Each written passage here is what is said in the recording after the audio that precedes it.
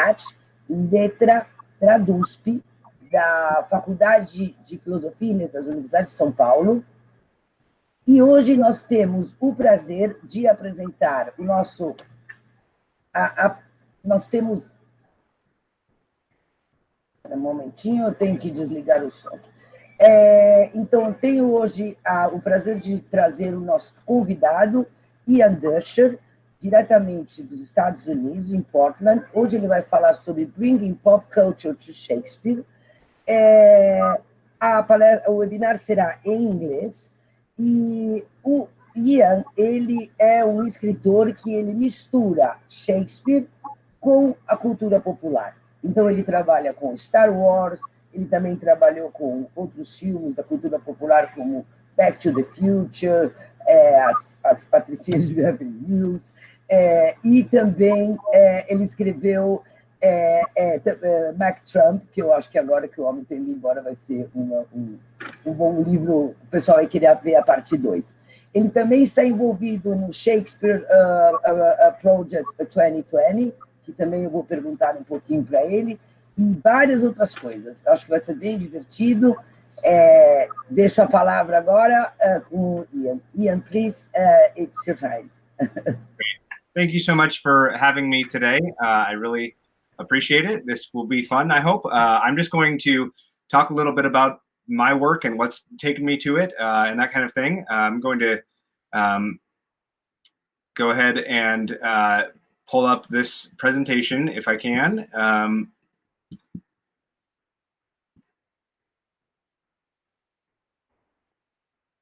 Let's see. Okay. Let me see if this will work. Are you able to see my screen? Yes. Wonderful. Great. Great. So here we go then. So first of all, let me just introduce myself a little bit and tell you who I am.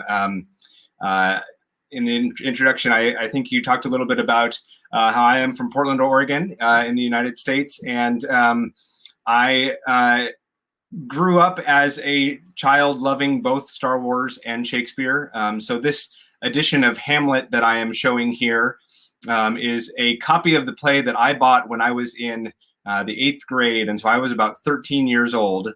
And I was on a family trip to the beach, to the Pacific Ocean. And along the way, my brother at that time, my brother's 4 years older than I am, and he was reading Hamlet in his high school class. And so I wanted to be like my big brother. And so I picked up a copy of Hamlet, which is the one you see here. And I think mostly what I did was I underlined the to be or not to be speech, and that was probably about it. But the next year, my first year of high school, in English class, we read Othello. And I always loved theater. I was an actor at the time, and so I loved that we were reading a play in English class, and we were, I was learning about Shakespeare and seeing his stories. And with Othello, you get a wonderful villain in Iago, and I always like a good villain. And at the same time, our teacher taught us about meter and rhyme and how Shakespeare used meter. They taught us about iambic pentameter and that meter being used for Shakespeare's plays. As a person who also grew up loving the works of Dr. Seuss and things like that, I really, although I didn't have words for it until that class, I loved meter, and I loved the feel of poetry when it's in a careful meter. And so I was naturally drawn to Shakespeare, I would say. And I was also a pretty precocious youth. So I wrote a lot of letters. This was the summer after my second year of high school. So this was now 1993. And I wrote to a bunch of different British actors and asked them what sort of advice they would give on trying to mount a production of Shakespeare. And many of them, to my surprise, wrote back to me. So here on the screen, there's a note from John Gielgud, from Anthony Sher, from Rosemary Leach. The sort of jewel in the crown for me is this letter from Judi Dench that came. And so this was the sort of person that I was back then, really wanting to reach out and learn more and more and more about Shakespeare.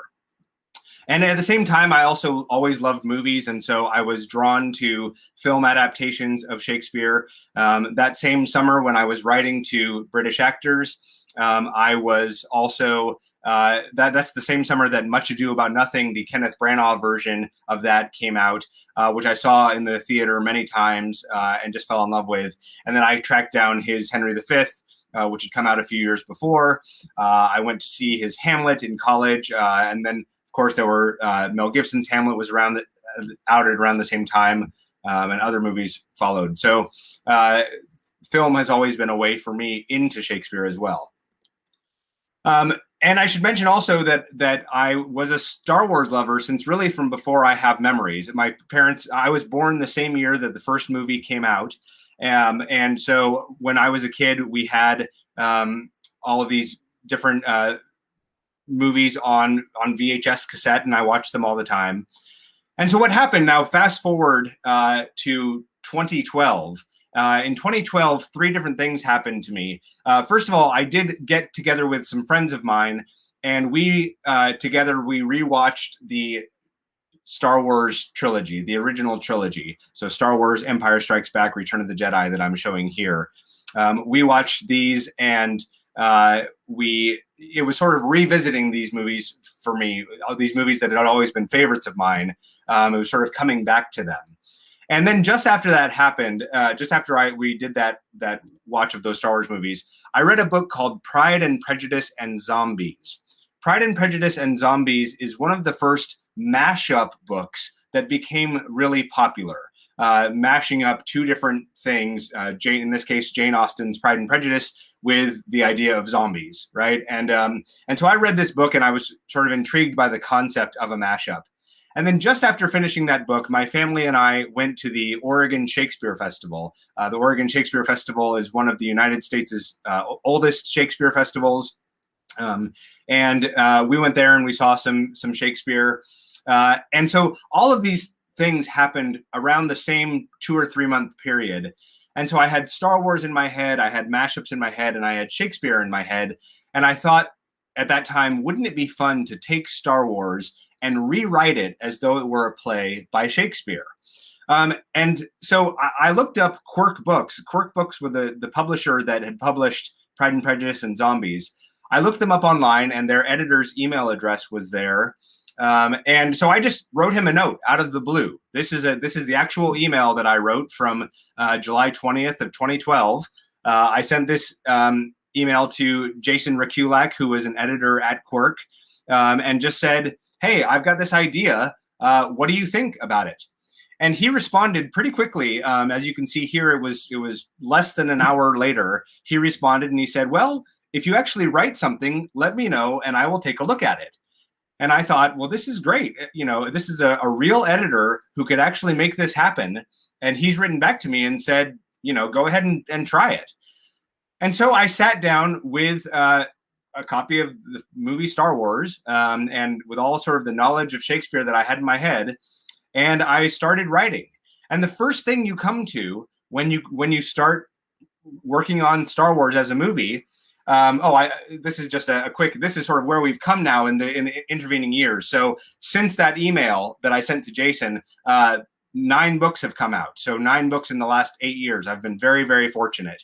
And I have sort of covered all of the movies in the what's called the Skywalker saga. So all of the sort of main episodes of Star Wars I've rewritten. And the most recent one just came out in July. That's The Merry Rise of Skywalker, shown here on the end. And so when you first come to Star Wars, the first thing you have to deal with is what's called the opening crawl of Star Wars. That's those words that show up in yellow that I'm showing here at the very beginning of the movie. And I thought to myself, that is about a right amount of text for a Shakespearean sonnet. And so I decided to take that opening crawl and rewrite it as though it were a sonnet by Shakespeare. And here's how it goes. It is a period of civil war. The spaceships of the rebels, striking swift from base unseen, have gained a victory o'er the cruel galactic empire, now adrift. Amidst the battle, rebel spies prevailed and stole the plans to a space station vast, whose powerful beams will later be unveiled and crush a planet. 'Tis the Death Star blast. Pursued by agents sinister and cold, now Princess Leia to her home doth flee, delivering plans and a new hope they hold of bringing freedom to the galaxy. In time so long ago begins our play, in star-crossed galaxy, far, far away. So that's how I rewrote this opening crawl as a sonnet. So I took what I had done. I wrote the first act of what was going to hopefully be my book. And so, as you all know, for Shakespeare, the first act would be the first fifth of the book.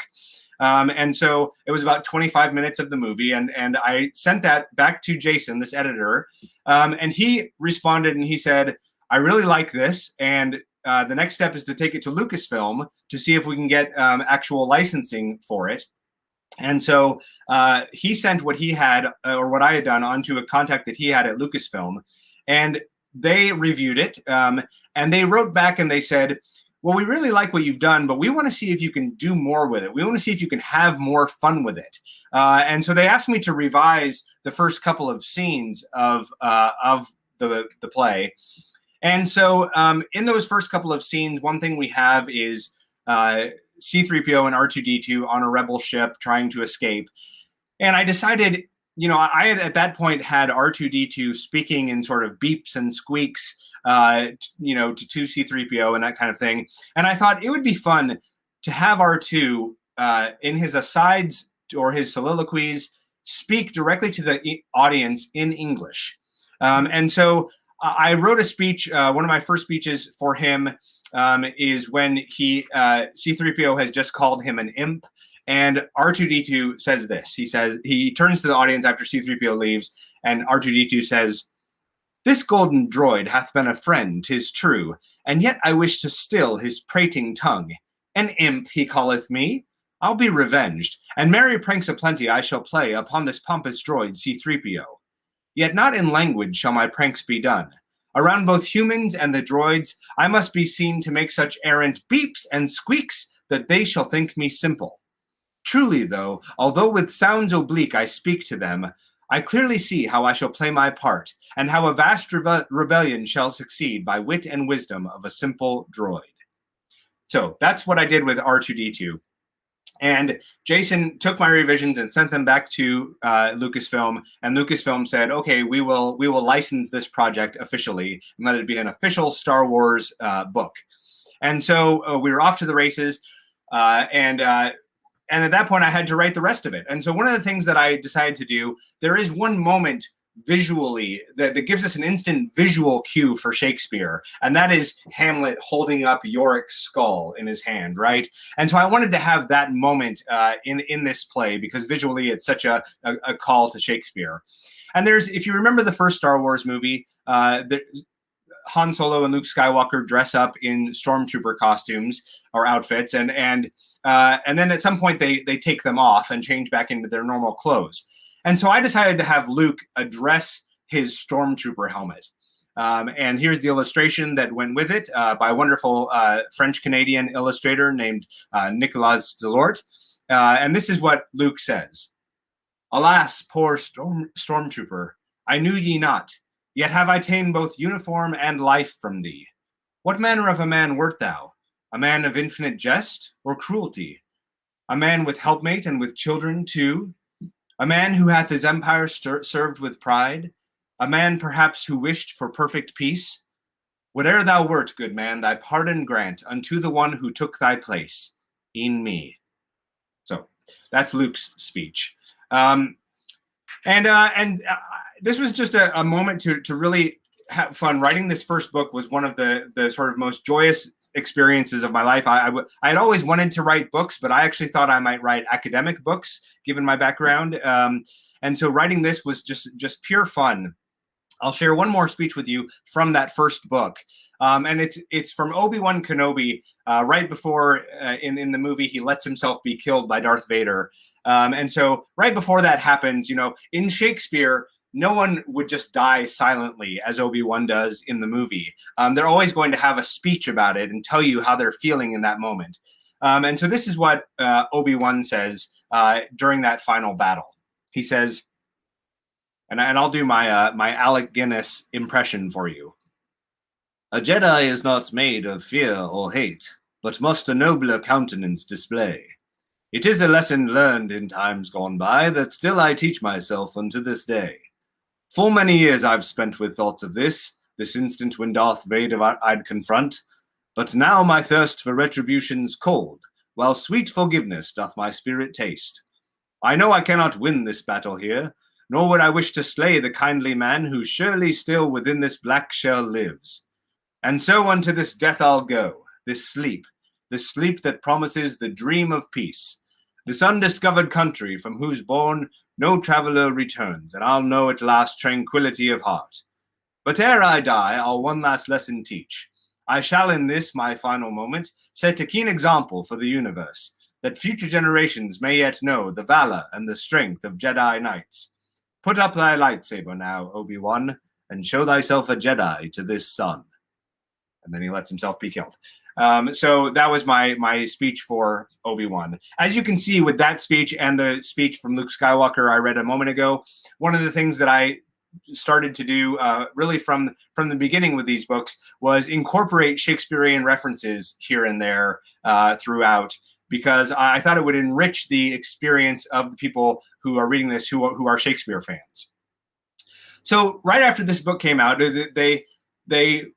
Jason, my publisher, had always told me, we will wait to see if we're going to do more books based on how the first one, whether it's successful or not. And the first book came out and it was a success. And so Jason said, would you like to write The Empire Strikes Back and Return of the Jedi in Shakespearean adaptations? And I said, yes, I would love to do that. And so we moved on to The Empire Strikes Back. With The Empire Strikes Back, one of the characters that one of the characters who is introduced is Yoda. And Yoda, it's funny, when the first book came out, people were saying, oh, now everybody sounds like Yoda, because when you are putting language into iambic pentameter, you start to play around with word order. And of course, Shakespeare did that all the time. And so people said, well, now everyone sounds like Yoda because everyone's words are kind of in a different order than what we're used to. And so I knew that I needed to do something really fun and interesting with Yoda. And I had a few different ideas. I thought, well, maybe we'll just leave Yoda's text exactly as it is in the movie as a way of sort of honoring, that Yoda's speech is different.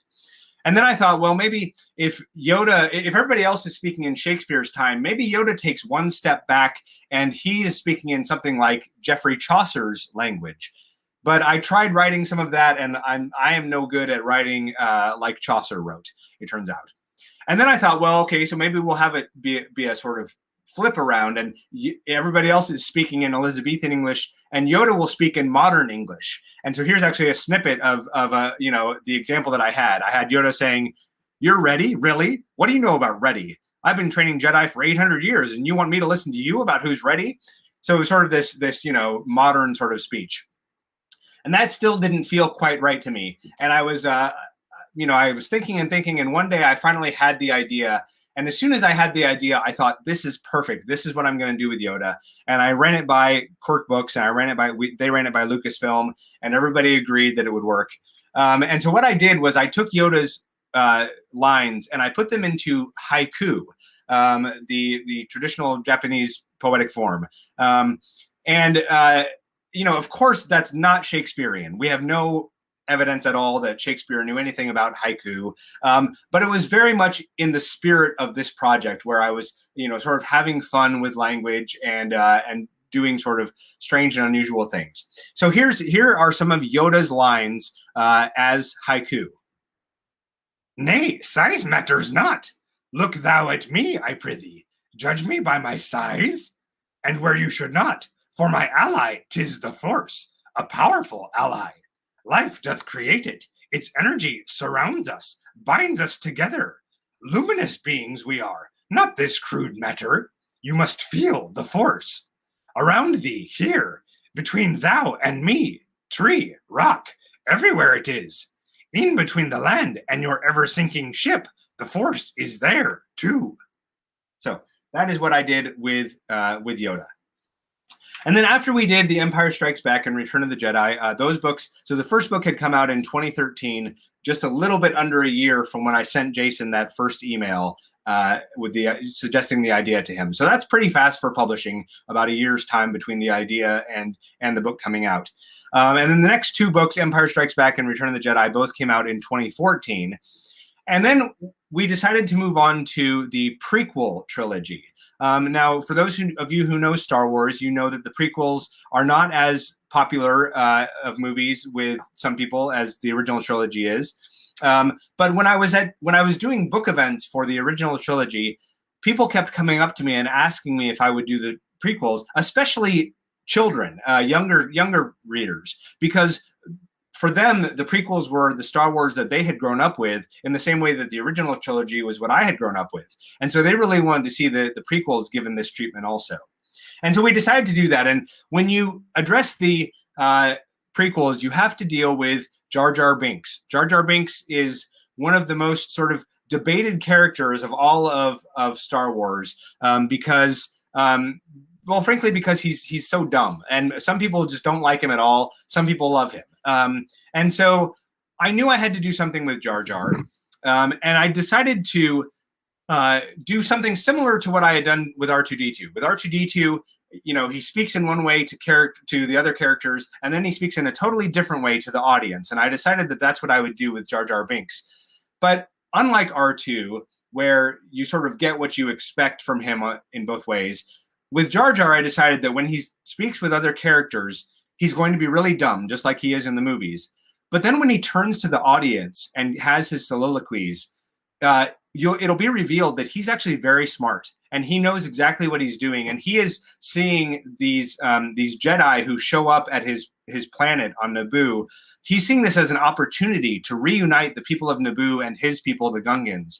And so this is the first speech that he has when he first sees Qui-Gon Jinn, he's sort of running away from some battle droids. And this is what Jar Jar Binks says to the audience. A man approacheth, clothed in Jedi garb. Belike this man brings aid unto Naboo, such as will help my people and my land. Mayhap this is the chance I have desired. For I have wandered lo these many months, a-thinking o'er this planet's dreary fate. Two peoples separated by their fear and prejudice, which e'er doth make us shirk from giving help unto each other. Aye, it may be that the only hope for us to be united is to realize that our two fates are tightly knit as one. Perchance this Jedi, followed by these droids, doth bring the words to break our deep mistrust. I shall make introduction in my way, portray the part that I have learned so well. It doth befit the human prejudice to think we Gungans simple, low, and rude. I shall approach him thus, yet shall bend him to the path that shall assist us all. Put on thy simple wits now, Jar Jar Binks, thus play the role of clown to stoke his pride. So I decided to do that with Jar Jar Binks, and it turned out to be a popular approach. And then Lucasfilm, thank goodness, Lucasfilm has been wonderful to work with, and they let me do that. They've let me do lots of things that I wasn't sure if they were going to let me do, and so they let me do that, and that was a lot of fun. It was a fun way to take that character. I'll read you just one other speech from the prequel trilogy. Oh, no, I'm sorry. I'm going to show you something first. So this is a speech from Anakin, and this is in the book, The Clone Army Attacketh, which is the second book of the prequel trilogy of mine. And this is just an example of some of the sort of fun things that I try to do along the way. Again, from the very first book, I've been throwing Easter eggs into these books. And so Easter eggs, are these fun things that people can find if they happen to, look for them and everything. And one of the things that I've used sometimes is acrostic poems. And so if you have been on the internet for, the last 15 years, you may have heard of what a Rickroll is. A Rickroll is when somebody sort of hides a link to the song Never Gonna Give You Up, Rick Astley's hit from the 1980s, hides that, in a link that looks like it's a link to something else, right? So it's sort of this thing that's come up on the internet in the last 10, 15 years called Rickrolling. And so I decided to put a Rickroll in this book. And so as you can see here, this speech of Anakin's is an acrostic speech. And so down the left-hand column, the first letter of each line spells "never gonna give you up," which is, of course, a lyric from well, and this is a song title, "Never Gonna Give You Up," right? From Rick Astley's song. But I decided to sort of take it one step farther with this Easter egg because I also like to, I really like to give myself a challenge. And I'm going to show you a few ways in which I've given myself a challenge over the years in a few minutes here. But I decided to make this a double Rickroll. A double acrostic. So the first letter of each line spells "never going to give you up." But then the last letter of each line spells "you've been Rickrolled." So just a fun sort of thing that I did to throw in something for people who have a keen eye for this kind of thing. So it says "never going to give you up" on the left, and "you've been Rickrolled" there on the right. And now, like I said, one more speech I want to share with you from the prequel trilogy. I mentioned when I was talking about Othello earlier that I really like a good villain. And writing for Emperor Palpatine / Darth Sidious has always been fun. So here's a speech of his from the last book in the prequel trilogy, the Tragedy of the Sith's Revenge. If you remember the book, if you remember the movie Revenge of the Sith, there's the scene when Order 66 is carried out and Jedi all over the galaxy are killed, and it's mostly a silent scene. And of course, you can't really do that in Shakespeare in the same way. You could do a dumb show or something like that, but for the most part, Shakespeare wouldn't do that. So I decided to have Palpatine talk about Order 66 in a speech. And so this is what he says. "O perfect, dark, and evil strategy, come to fruition in a trice. Forsooth, behold the power of the mighty Sith as we release our Order 66. The cloak of death we rapidly unveil and show the Reaper grim who waits therein. The Jedi, spread throughout the galaxy, engaged in battles with the Separatists, shall suffer as no group e'er suffered yet. Those fighting with their little lightsabers, or flying into battle in a ship, or cruising o'er a planet's bluest shore, each wretched Jedi meets their quick demise. Go, ravens of the dark side, caw for death. Feast ye upon the Jedi carrion. Let each rank body of each Jedi knight fall as you peck them into death's embrace. Go, black and lethal banthas of the night, and trample o'er the weak Republic's hopes. Crush all the Jedi who would block your way. Impale them all upon your vicious horns. Go, hounds of hell, and fiercely bare your teeth. Let every Jedi feel your awful bite. Rip limb from limb until their skin doth shred, and flay them whilst they live, that they may scream. Oh, pleasure most profound and sensual, to eat the heart of one's enemies. Would that I could perform the deed myself, look into every pair of Jedi eyes, and watch as they for mercy humbly beg. O sight most pitiful and wonderful! I'd gladly run them through, or choke their throats, or strike them with the lightning of the Sith. Then how mine heart would sing as they expire. My soul would leap to hear their cries of pain. Die, light, die any good that ever was. Die wisdom, yea, die virtue, die respect, die honor, die nobility, die right. These qualities shall perish on this day. For lo, the Sith do ply their merry tricks. Come, death, thy name is Order 66. So that's an example of Palpatine and how I like to write for a villain. I just do. I don't know what it says about me personally, but I do like a villain.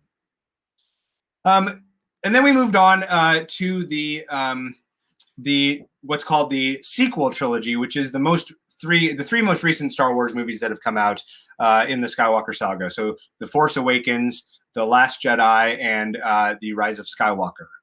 And so, of course, in The Force Awakens, we meet BB8. I just love what the illustrator has done with him here, as you can see. R2-D2 already had one way of speaking, and so I decided to do something different with BB8. Here's an example of one of BB8's lines shown on the screen here. And what I decided to do is I decided that each of his lines was going to involve a skip code. A skip code is where every so often there is a letter, and then once you put the code together, you see what it is. So I decided that every eighth letter, since it's BB8, every eighth letter of his would be sort of the translation of his lines. So here in this example, you can see that is DREAD. And so his line basically here is saying, dread, he's scared about something. So that's what I did with BB-8. Again, I'm always trying with these books, having done 9 Star Wars books, I really try every single time to put something new into these. For readers who have been with me, for all of these books, I don't want them to get bored with them. So I'm really trying to do something original with each book, hopefully like this BB-8 example.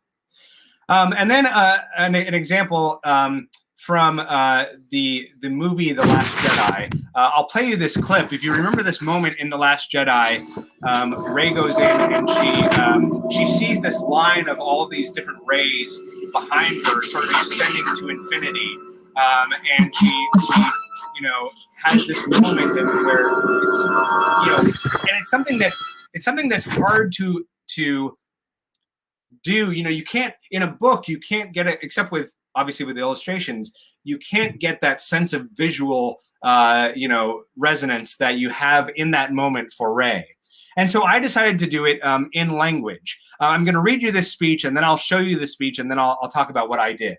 So here's what Rey says as she's sort of describing this moment that's happening to her. Relieved of this most unexpected visit, erupting with both doubts and qualms, I'll walk. Ye rambling ocean waves, what can ye tell me? Search I below, the place gainst which Luke cautioned. Toward the swampy mouth I scuttle slowly. Alas, brought down beneath the ocean cold. Lo, under I shall sink, so get thee up. And now of drowning thoughts I float above. But what, pray tell, is this I now espy? In some strange looking glass of magic made? Like music or kind voice it calleth me. I touch its surface, and behind, though I ken not the how, rays multiply at once. Eventually scores of me do show. We stand in an unbroken line of clones, one body to another, each a copy. Unshaken I do slyly raise my hand, like fit machine, the rest all do the same. Did I, though, set the first wave off? Was't me? Methinks by chance I merely am the midpoint. And as I do twist my hand to hear and yawn, keen still to know the source of this enchantment, e'en then I view myself before or behind, these 3,000 copies, each repeating two. How odd this is. I snap my fingers once, exactly now behind and now afore, my faithful set of copied sisters snap. All full with panic should I be, perchance. Still am I calm. I know this somewhere leads. Shall show me what I came to view therein. Expose, I bid the glass, mine absent parents. Some shadow doth come close on the other side, yet as the haze doth lift, I spy what's there. Ought I do glimpse my self-same visage here. While I did think I'd in this cave get answers, naught cometh. Zoons, alone have I been ever. So that's the speech that I gave her for this moment, and just hearing it, you won't be able to sort of tell what I've done.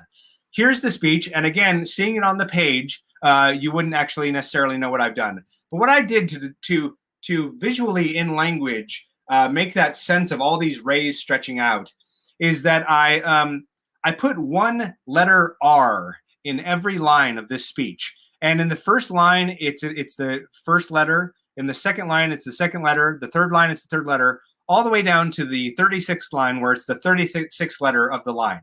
So to give you an idea of what that looks like, with all the spaces taken out, all the punctuation taken out, in this speech, you get this line of R's that just goes straight down, and that's how I tried to, represent this moment where Rey is speaking in all of these with all these sort of clones around her.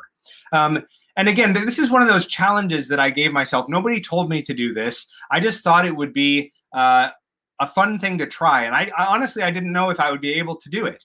But it ended up working out okay. And so that's how we get this speech. One more speech from the Star Wars world. In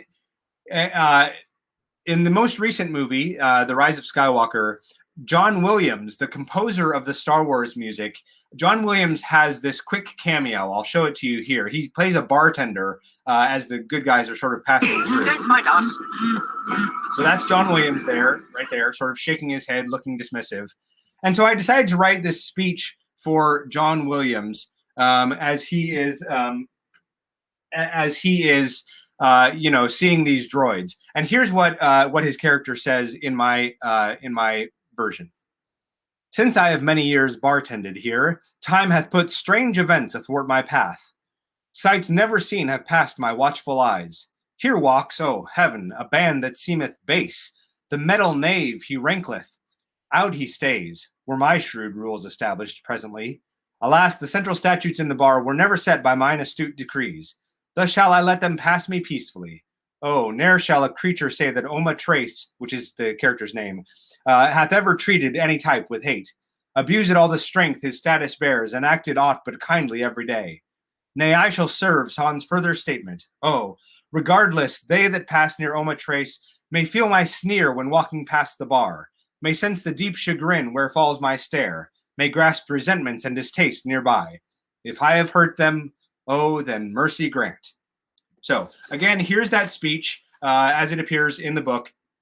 And again, this is not something you would notice if you're just reading the book as it goes. But the Easter egg here is that since that's John Williams who wrote all of this wonderful music for Star Wars, I decided to embed the Star Wars theme in this speech. And so every dotted I that you can see here, dotted I's, every dotted I it turns into an eighth note for those of you who know music, and every O is either a quarter note or a half note. And so what we do is we flip this speech on its side, and then we add in some notes. You can see here now those dotted I's, the O's standing out really, right? And then if we just throw in some actual sheet music around it, this is what we get. And this, of course, is ba ba ba ba ba ba ba ba ba ba ba ba ba ba ba ba ba ba. So again, just one of these fun things that I'm trying to do to make it special for readers while maintaining this sort of Shakespearean experience for them. So along with, as Sylvia said in my introduction, along with Star Wars, I've also gotten to adapt other famous movies into a Shakespearean format. And I've done that now with Mean Girls and Back to the Future and Clueless, which you see here in their covers. So I'll just briefly read you a speech from each of these books. So here's the final speech from Mean Girls, Much Ado About Mean Girls. And it's Katie, who's the main character, and she's talking about how everything has turned out in this play. Katie says, "Our tale concludeth for the present moment, yet ere we go, we'll tell the futures of the characters ye witnessed in our play. The plastics were disbanded, happily, a mercy for the school and for each one. Regina's spine did heal from tip to tip. Her therapist helped her to channel rage by playing contact sports with eager will. 'Twas perfect, for the jock girls loved her so, were not afeard of her great vehemence. Meanwhile, sweet Karen used her talent rare to make prognostication of the weather. Each morning she could tell the town entire, by using the two sensors on her chest, the temperature and likeliness of rain. Kind Gretchen found herself another clique, a new queen bee to serve and praise withal, wherein her vast Korean language skills were treasured by her newfound Asian friends. Mine Aaron went to university, Northwestern, near now that I may see him, when swiftly run the days from week to weekend. And last, I went from homeschooled jungle girl to shiny plastic, fake and terrible, to the most hated person in the school, to, finally, a normal human soul. Our Janice and her Kevin were as one, and everything was happily resolved. The drama of the year did pass us by, and seemed not so important in the next. Once school was like a shark tank, bearing teeth, yet now 'tis simpler, letting us each float. Girl world hath found a peace within itself, and though the junior plastics did arrive, repeating the mistakes we once did make, a solid bus careening through the street shall set them in their place most ardently. Nay, 'tis not so. I purely am in jest. Although the world like tempest round us whirls, we dwell in peace, no more to be mean girls." So that's how Mean Girls ends. A quick speech from Back to the Future also. This is, again, sort of the illustrator's version of the flux capacitor. And in this speech, this is the moment where Doc is telling about how he discovered the flux capacitor and how to use it. He's telling Marty how to use it. "First, one must activate the time circuits. 3 screens display the when that thou shalt go. The first one tells thee whither thou art bound. The second telleth thee whence thou art come. The third does tell the where and when thou wert. Thou must upon this simple keypad put the time of thine intended destination. Wouldst thou bear witness to the signing of the Declaration of an Independence? 'Twould be July the 4th of 1776. Mayhap thou wouldst prefer to be a magus at the birth of Christ. Thou shouldst put in December 25th, when Anno Domini itself began. What of this date? Red letter, I recall, within the very history of science. November 5th of 1955. E'en as I type the code, the memories rush turbulently to my brain and do fill up my mind like water in a tub. November 5th of 1955. The verse itself doth spring into my mind. Remember, remember, the 5th of November, 'twas my flux capacitor thought. There's no reason or rhyme why the travels through time should ever be forgot. Of course, there I'm drawing on the famous remember the 5th of November about the gunpowder plot in England, using that since it's the same date. And then one speech, just briefly, from Clueless. This is the moment when Cher, who's the main character of Clueless, realizes that she is in love with Josh. What have I done to my relationships? Ty is a monster of mine own design, a gorgon with a steely-eyed resolve. My gorge is rising, mighty chunks therein, that I shall vomit if I get not air. I must outside and rest myself a while. All that I think and do is proven wrong. Wrong over Elton and his purposes, wrong over Christian and what he desires, wrong over Josh and how I should treat him. To one conclusion doth the kettle boil, which bubbles over with its meaning plain. I am a clueless lass and nothing more. The Josh and Ty romance, if it be so, hath overwrought my mind enormously. Why should I be concerned? Ty is my friend. I never shall begrudge her happiness. If she has suitors, should I not be glad? Why hath she, though, besotted been with Josh? He dresseth like a jester wanting laughs. He listeneth to music horrible. He is not even cute conventionally. He is more slug than man, who hangs around the house and bothers me with teasing jibes. He hath no sense of rhythm, cannot dance. In sooth, I would not take him anywhere. Yet wherefore do I stress about him so? This is but Josh. Indeed, he is a Baldwin, with Alec's gentle smile and lovely hair, and William's youthfulness and sense of style, with Stephen's frame and utter goofiness, and Daniel's reticence and striking eyes. What joy, though, would he find in Ty's embrace? What could he see in her, a simple girl, he who is older, more intelligent? Mayhap he hath the sculptor's eye, which sees not lump of rock, but beauty just beneath. And then my skill reveals a work of art. Methinks she would not make him happy long. Josh needeth someone with imagination, a person who can render him with the care he needs, for in some areas he's weak. E'en someone who will laugh at all his jests, though some deserve but little merriment. Aha! The truth is on me suddenly. By heaven, I have fallen in love with Josh. Josh, he whom I have known since I was small, who gives me cause to smile when I am sad, whose presence is a comfort in itself, who all these years hath been a friend to me. Eureka! It is he I love, none other. Completely, totally, and majorly, my heart doth move toward him utterly. So, there's Clueless. And so one of the last things I've done, these are not published by a publishing house, but just for fun, I have self-published a couple of my own Shakespearean adaptations of books that are in the public domain. So back in 2015, I did a version of Christmas Carol by Charles Dickens. I did a Shakespearean version of that. And then just this October, because the coronavirus pandemic was just so rough on everyone, I decided it would be fun to put out an adaptation for free, just if anybody wanted it. And so I decided to do Mary Shelley's Frankenstein, and did a version of that, which again, like I said, came out in October. I'll read you one speech from Frankenstein. It's the opening chorus. If you know Mary Shelley's Frankenstein, you know there's a character, Robert Walton, who's the explorer who's headed to the North Pole when he encounters Victor Frankenstein and hears Frankenstein's story. And so I made Robert Walton my chorus for this adaptation. And this is what he says when at the very beginning. And you'll notice the fire imagery both on the cover there and throughout this speech. Fire burning fervently within the soul, consuming reason, thought, and prudent sense, refining passion to a bodkin's edge, the heat producing sweat from human pores. Such is the blaze with which I am engulfed. The flames of orange, blue, red, yellow, white, a rainbow panoply of fierce desire.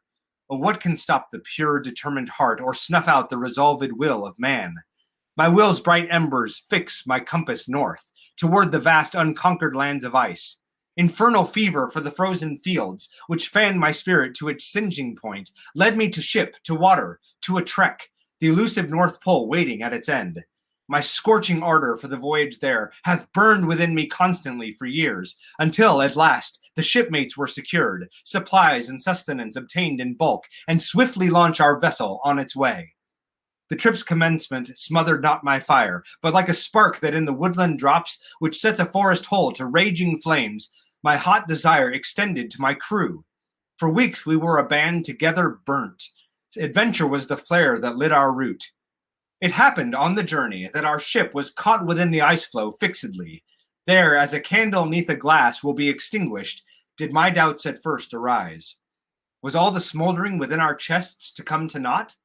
The thought made me afeared. Soon, though, I did my present fears forget, for we espied a figure on the ice, a man approaching through the wilderness. His story 'tis that ye must hear today, the tragic man whose fire surpassed e'en mine, whose mind was touched by true Promethean heat. If you would venture whither fervor leads, if you would see a torrid, sordid tale, if you would witness hellfire most malign, behold this tale of Victor Frankenstein. So that's how that one starts. So I just want to briefly talk about a couple quick things, and I'll take some questions. One of the things I did before the coronavirus pandemic, I decided that this was the year to reread all of Shakespeare's works. In 1999, I read Shakespeare's complete works, and I decided to do that again this year and invite any members of the public who wanted to do it with me to do that. And to my great surprise, more people joined than I expected. I put together this reading schedule that had some resonances with the calendar year. So 12th night, we read first because we read it over the actual celebration of 12th night. We read Julius Caesar over the Ides of March. We read King Lear just after Father's Day, which I thought would be sort of funny. We read A Midsummer Night's Dream right in the middle of summertime in the Northern Hemisphere. We read Henry V over St. Crispin's Day, which is October 25th. Of course, the famous speech before the Battle of Agincourt, Henry V talks about it being St. Crispin's Day. And we are about to read The Winter's Tale, just as winter is starting for all of us here, again, in the Northern Hemisphere. And like I said, more people signed up than I expected. We started a Facebook group. It now has this screenshot is actually a little bit old. It now has really close to 5,000 members. People keep joining, which surprises me. Every week there are more and more people who are joining, which is really fun. It's just been a magical experience, and particularly now since most of us, especially in the United States, have been home since the middle of March because of the coronavirus. People are really clinging to this experience because it's an activity that they can still do with a community of people, but it's all online, it's all virtual. And just one of the other things, I sort of think about Shakespeare and the plague a lot these days, right, because of our own times. One of the other things that has been my favorite during this time is a production that I had nothing to do with in terms of how it got started, but it's called The Show Must Go Online. They have been presenting, again, starting in mid-March, they presented a Shakespeare play each week, going sort of chronologically through the first folio plays. And they just finished last week, actually, with their 36th production. They did The Tempest as sort of as the last one. So if you have a chance, I really recommend checking them out. And just one last thing about Shakespeare and modern resonances. For the Shakespeare 2020 project, I sent out an email I sent out an email at the halfway point. So on June 30th of this year, I sent out an email to everybody in the group. And I pointed out that in this year, we have faced trust and mistrust of government leaders. We've seen public confusion and disorder. We've seen racial issues that raise questions of justice. We've seen protests and violence in the streets. We've seen questions about the limit of authority. And we've seen issues around whether family, extended family, or friends are safe to be around. And the point that I was making with this list is that this list could apply to what we've seen in 2020 so far, or it could apply to the plays that we had read, the Shakespearean plays that we'd read so far in 2020. And that shows, I think, just why Shakespeare continues to have such an ongoing relevance for our time, right? The stuff that he wrote about is the stuff of the human experience. And that's why I think his plays are still so popular, and why people continue to go back to a playwright who's 400 years old is because these plays still speak to the things that we are facing even today in 2020. And so that's all I have for you today. I'm happy to answer some questions. I am going to actually exit out of my presentation. Okay. And answer any questions. Okay, yeah, we have, well, the people really love it. Let me get another one here. I just, I tried to put things here. Well, John Milton, he said, it seems you have to have some cheek to get on. And then he said, have you at times been rejected by any traditional Shakespeare scholars? And any bad experience? Or have things changed nowadays? Here in Brazil, it's really, we are not very familiar with this kind of mashing ups, etc. We are trying to introduce the theme even with our student here. So I'd like to know, what is your experience with the scholars over there? And then we have several questions about your work that I'm gonna do it later. Okay, great. So regarding Shakespearean scholars, for the most part, people have really welcomed my books. People have been really receptive to them, including Shakespearean scholars. And I think the reason for that is that most Shakespearean scholars or Shakespearean festivals, things like that, they're really happy anytime Shakespeare is brought into sort of new modern relevance. They really like that. And so, there have definitely, especially when my first book came out, there were certainly some Shakespearean scholars who sort of turned up their nose and said, well, this clearly is not Shakespeare. And I would be the first one to agree with them, right? Like, it's not Shakespeare, right? It's a guy who's having fun writing a book called William Shakespeare's Star Wars. So I don't claim to have any of Shakespeare's genius or anything like that, but by and large, the Shakespeare world has been really receptive to my books. Okay, well, we have more questions about Shakespeare and Star Wars, but first, I would like to point here because we put your website, etc., so the people know about Deadpool. They're asking about, how was to translate Mean Girls and Clueless into the Shakespearean world, and then I'm gonna add the other one about Deadpool.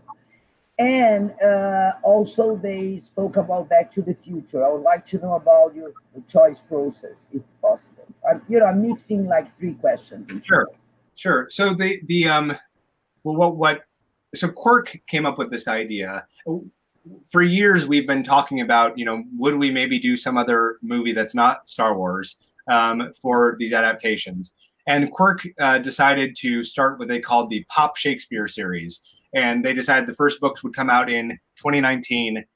And again, we had been talking about Back to the Future. Back to the Future is another movie that I grew up with. And so I had always liked the idea of doing Back to the Future as one of my adaptations. And they had a good relationship with Universal. They had done a Back to the Future children's book. And so they had a good relationship there. And so so that was sort of one that we all agreed on. And then Quirk Books brought to me the idea of Mean Girls. And in fact, they brought me the idea of Clueless also. But with Mean Girls and Back to the Future, those two books came out on the same day. And so what they wanted to do was launch the Pop Shakespeare series with these two books that might have kind of different audiences in general. I mean, there are certainly lots of people who like both movies, but they are sort of different types of movies, right? And so, and I had seen Mean Girls before, so when they came to me and said, do you want to do Mean Girls? I said, that sounds really fun. Tina Fey is amazing, and that movie is very funny. And so I was happy to do that. And Clueless is another one. Again, it was Quirk's idea, but I saw Clueless when it first came out. I was in high school right when it came out, and so I've always enjoyed that. Clueless is funny. This is the one, though, you went with your mom. I saw in an interview that you saw that. That was Kenneth Branagh's Much Ado About Nothing. Yes, I went to go see that with my mom a bunch of times in the theater. Yeah, my hot date with my mom. But Clueless was one. That's an interesting one because it's already an adaptation of Jane Austen's novel Emma. Well, this is what I'm mixing another question, but we have one person here, Isabella Sabatini, that she studied Jane Austen, and she studied the YouTube version. Oh my God, Lizzie Bennet, the Lizzie Bennet adaptation. And so she's asking if you're going to work with Jane Austen, so you can go on. Yeah. So it was funny because, since I'm adapting something that's already an adaptation of something else, I did want to make sure that I was giving Jane Austen her due too. I love Jane Austen, and I've read all of Jane Austen's novels. And so I actually, the sort of chorus character, the narrator character in my adaptation of Clueless is named Jane. And her first speech and her last speech in the book are actually just my sort of rewriting of the opening paragraph of Emma and the closing paragraph of Emma. And there are other places where I draw almost directly from Jane Austen's dialogue and things like that. So I did want to sort of bring Jane Austen into it also in a serious way. Oh, this is nice. And how about Deadpool? So Deadpool was so it was a random email that showed up in my inbox one day through my author website, and it was a person saying, "Hi, I'm an editor at Marvel Comics, and I have an idea I'd like to discuss with you. Can you give me a call?" And it was very exciting to receive that email. And so of course I called him immediately, and he said, we've just been told that we're going to be doing a special issue of Deadpool, and instead of our normal 20-page comic issue, it's going to be an 80-page issue. And the first 20 pages will be sort of the normal story, and so you won't have anything to do with that. But the last 60 pages are open, and we're wondering if you could do a story where Deadpool sort of goes to Shakespeare's time, or sort of a Shakespearean take on Deadpool. And I said, that sounds great. It sounds really fun. It's the first thing that I did that was published where I was getting to tell my own story, right, as opposed to rewriting another story. And with Deadpool, the sky's the limit. You can do anything because like just all kinds of jokes and innuendos and all this kind of thing. It's all okay. And I would send Marvel, my first act and say, "Hey, what do you think?" And they would just write back and say, "This looks great." So it was. It's like carte blanche to do whatever you want to do. And so it was really fun, fun. But then this became as a comic. Oh, it's a comic. Oh, it is a comic, yeah, that's right. Okay, so I'm going to start with the first questions. That was the Star Wars. But if you can also tell us about, how was this change? You start with the licensing things. Usually the fan people usually have problems with the main intellectual rights owner, etc. So I'm seeing that you are being even approached. So, but this is one thing. Just keep you in mind, and if you wanna answer that, and I have here the questions about people love illustrations. They want to know the name of the illustrator, and if you can talk a little bit more. How was your relation with him? How you worked, if you were sending things before. Well, answer that, and then we have more things about your Star Wars. Great. So in terms of the intellectual property question, at the very beginning, when I was in touch with Jason, the editor, and we were talking about this project, he said legally, if we wanted to, we probably could do this as a parody. We could probably do it without Lucasfilm's approval and get by as a parody, but we really wouldn't be able to do much in the way of illustration and things like that. And he said, but the better way to do it is going to be to actually get permission from Lucasfilm and have it be a licensed product. So, and I didn't know, I mean, the whole story of how I came to write that first book was kind of dumb luck, because I didn't really know what I was doing. I just had this idea. And and I think it helped that he was the one approaching Lucasfilm and saying, if you want to do this, we'll publish it, and we're happy to do that. And so I think based on that and that they liked the idea, that they were willing to license it. And so we're very lucky, and working with them has been really pretty great. Regarding the illustrations, so the illustrator's name for the Star Wars books is Nicholas Delort, Delort, is how his name is spelled. And can you write it, Nicholas? Yeah, Nicholas is Nicolas. Yes, Nicholas, and then Delort. Lord. Delort. Oh. Here, put it in the chat really fast. Okay. So he is he has done all these illustrations for the Star Wars books. He has this woodcut style that he does. Quirk Books is the one who found him, and so we most of the way it works with illustrations is Quirk Books and I will have a conversation about who do we think should be on the cover, what scenes do we think should be illustrated, and of course Lucasfilm has to approve all of those, and then it all goes over to Nicholas and he does all the illustrations, and then all those illustrations get approved by Lucasfilm and all that kind of thing, usually in sketch form, and then he'll do a final version. And so that's how the process works. And he added so much to the books because the books look beautiful, and so and they really help you imagine these two worlds coexisting. Okay. Well, Isabella Sabatini, she wants to know how different is it to write the sequel trilogy without knowing the end of it, like you did with the original and the prequel trilogies. And then she said, follow up, is there anything now with hindsight that you wish you could change?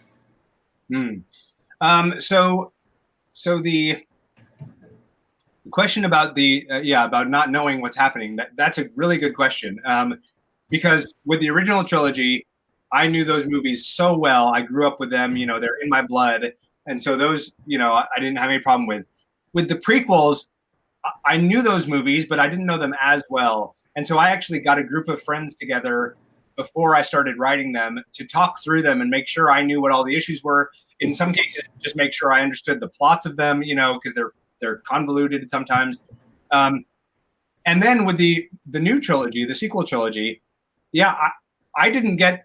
A lot of people ask me if I get to get the scripts early on or something like that. I don't. I don't get anything early, and so I just see them on opening night like everybody else does, and then I start writing. So it is interesting, because I don't have the same benefit of all of the fan conversations that have gone on and that kind of thing.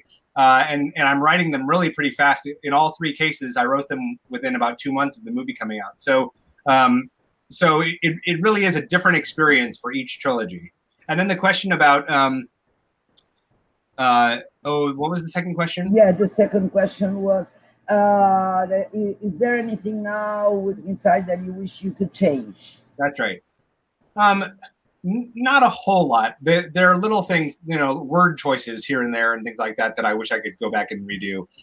The big thing is that when the first book came out, the one piece of criticism that I really listened to and took to heart was a lot after the first book came out. A lot of people said he's kind of overusing the chorus. So I had used this chorus character. I thought, how am I going to, take what is an action movie, a sci-fi action movie, how am I going to take that and turn it into something that's written on the page? And I thought about Henry V and how Shakespeare has this chorus character come out and say, would that this stage could hold the vasty fields of France and that sort of thing.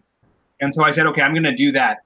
But what I did was I had the chorus come in, at least like once a scene, sometimes multiple times per scene, to talk about what's going on with the, action. And some people said, he's really overusing the chorus because Shakespeare never used a chorus that much. And I took that to heart, and I decided to so I would say if I could do one thing over, it would probably be to go back to that first book and pull the chorus out a little bit. Okay. Another question. Well, it's my question. I really thought it was fantastic the things that you did with with the text, the little tricks like the translation of a digital language. So I'd like you to tell us more about it. Was like a code breaking, and another thing that really that thing that you did with the music, like a music translation. If you can tell us more about it, remember that we are a translation and adaptation group. Right. Well, I often say that when I am adapting these movies, it actually kind of starts off like a translation project, because what I do is when I sit down to write, I will listen to a line of dialogue and then I'll start to think, how am I going to translate that into a Shakespearean context, into iambic pentameter, into sort of the language that Shakespeare might have used, some of his vocabulary, things like that, some of his literary devices. You'll notice in a lot of the speeches I read, they have rhyming couplets at the end of them, which is a very Shakespearean kind of thing. And so it does start off in a sort of translation kind of a way. And then I start to, then the sort of creative side of it also comes in, right? Where it's like, well, is this character thinking something where Shakespeare would give them an aside to the audience where they explain what they're thinking about, or they're alone on the stage and they could have a soliloquy. In Star Wars, Luke Skywalker stares off into the distance at the two sons of Tatooine, and that would never happen in Shakespeare. He would never silently stare off somewhere, right? He's gonna have a speech about how he's feeling, and so it's those sorts of things, right? And then sometimes I would give myself. I mean, then I would add in layers. I had rules about different characters. So the character Mace Windu from the prequels, he's played by Samuel L. Jackson. And I decided that every single one of his lines would have the title of a Samuel L. Jackson movie in it. Which by the time that character dies, I was very happy that he was dying because I had run out of Samuel L. Jackson movies. So it's that kind of thing. So it is for me a mix of sort of translating into this different medium, but also then adding in these creative bits as well. As far as the music, how about the music? Yeah, I mean, that was just again, it's this, you can't do a cameo in a book. You can't do a silent cameo in a book the way you can in a movie, right? You see John Williams in the Rise of Skywalker, and you just see him and recognize him, but you don't, but he doesn't say anything in the movie. And I had to give him a speech. Like I felt like I had to give him a speech to recognize that cameo. And then I thought, as long as I was a music major in college, and so music is a big important thing for me, and so I thought I need to do something here where I am paying tribute to his musical ability. And again, it was one of these moments of, I don't know if I can make this work. I don't know if it will actually work to arrange these dots and O's as musical notes. And so I thought, well, I'll just try it and see what happens, this is fantastic. It works out. It's really fantastic, especially for us that we study translation and adaptation. It's like, wow, the guy, he just, you took that, I explained that you're getting like a silence and translating into text. Very, it's really interesting. Well, another thing here, well, obviously everybody's really liking, etc. What about Mac Trump? So Mac Trump happened. There's part one. The part two. It is part one. There probably won't be a part two because at this point I don't think anybody wants to read another book about him. But what happened actually was that I had been thinking in 2016, during the 2016 election in the United States, the presidential election, I had been thinking about, it would be interesting to write sort of a history style play about the succession of Barack Obama to whoever comes after. And so Barack Obama would be a character, Hillary Clinton would be a character, Donald Trump would be a character. But I didn't do anything with that. And then a couple years later, I read a book called Licensed to Quill by it's an author. He goes by a pen name, which is Jacopo della Quercia. And it's basically a James Bond, William Shakespeare mashup. And it's a novel where William Shakespeare is sort of a spy and that kind of thing. And it's a fun book. And I wrote to, as you can see, you know, writing to these British actors, writing to this editor out of the blue. This is the kind of thing I do, right? Yeah, great. I love it. This is how I found you. I wrote to you. Right. And so I looked up this author on his website, and I wrote to him and just said, hey, I just want to let you know I liked your book. I also write Shakespearean stuff. And he wrote back to me. He knew my books. And so we started talking about collaborating. And basically, to make a long story short, Quirk Books was into the idea. And so he and I co-authored this book that is actually, it's presented as a Shakespearean play, although it's far longer than Shakespeare's longest play, which is Hamlet. And so it is just sort of this story of the first 2 years of the Trump White House, very much fictionalized. In our book, the two McTrump sons are both single, and they're both really, you know, they're sort of dumb romantic lovers, sort of thing, you know. And it was a very fun book to write. We wrote it at breakneck speed. We wrote it in something like 6 weeks time. I mean, because we always knew that as soon as you publish it, it's going to be out of date already, you know. Okay. But it was. How was the experience of? What was your first experience of co-writing something? It was, and we wrote the entire book on a Google Doc. Oh my God, this is great. Yeah, and so that was one way in which technology has undoubtedly totally changed what it means to co-write a book. Yeah, this is fun. So let me ask you another question. How about your works? They are being translated or adapted? Do you know anything about that? You know. Yeah, I mean, I don't know how many. Honestly, I have been surprised at how many Shakespearean adaptations I've been able to do, because I didn't know how far the idea would go, but I think it helps that we're dipping into different movies now, and so each sort of fan base of those movies says, "Oh, I love this movie. I'll check out this book." You know. I don't know how many I will continue to do. I do have a couple more books coming out next year that I still can't talk about a whole lot, unfortunately. But one of them is a Shakespearean adaptation, and one of them is something else. Okay. And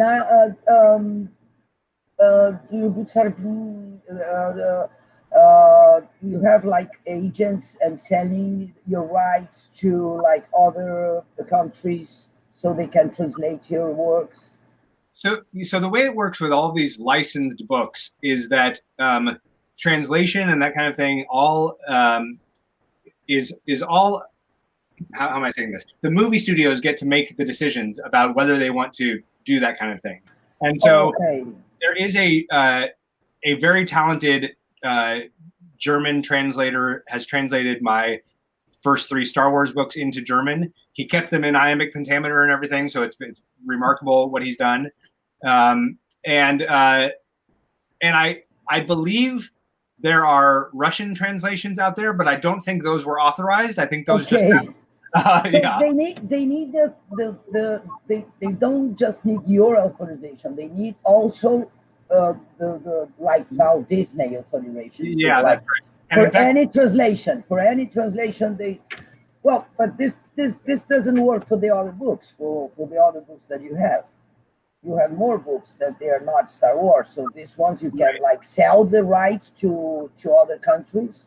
I could for since the Christmas Carol and the Frankenstein books, since those books are just totally my property because those works are in the public domain. So I could certainly sell translation rights for those. Okay. But all the other books are the property of a movie studio. So actually, you don't even need my permission to translate those other ones. You need the movie studio's permissions. But you get your writer's fee. I do for the English versions, not for the translated versions. Yeah. Oh, okay. It's very interesting the way it works, you know. Yeah, interesting. Yeah. Yeah. Well, you know, the authors and the translators are usually there. We are not very well paid. Usually, We just get like 10% or whatever. Okay. Well, I think that we can finish. We really love everything. The people really, they're putting great presentation. Marvel is very smart. Marvel very smart is Marcia Cruz said when you said about the Marvel. And well, okay. And I was gonna ask you if you have more like things coming, but you already said about it. Okay, and thank you very much. Thank you so much. Yes. Gente, quero avisar vocês, este é nosso último webinar do ano. Ano que vem, estaremos de volta com o nosso ciclo de webinars Se Trate, Letra, Traduz-se, organizado pelo grupo de pesquisa GREAT, que é liderado pelo professor John Milton. E eu gostaria de convidá-los para a Jornada Monteiro Lobato, que está sendo também transmitido pelo canal da FEFELESH. Por favor, inscrevam-se, apertem o sininho, assim vocês recebem as notificações. O canal é ótimo, só tem coisa boa. E essa Jornada Monteiro Lobato é com uma Universidade da Alemanha, das 10 da manhã à 1 da tarde, se você está assistindo aqui no Brasil, e, obviamente, com a mudança de horário. Um beijo grande a todos, obrigado pela audiência, muito obrigado, Ian, e até o ano que vem. Tchau, gente.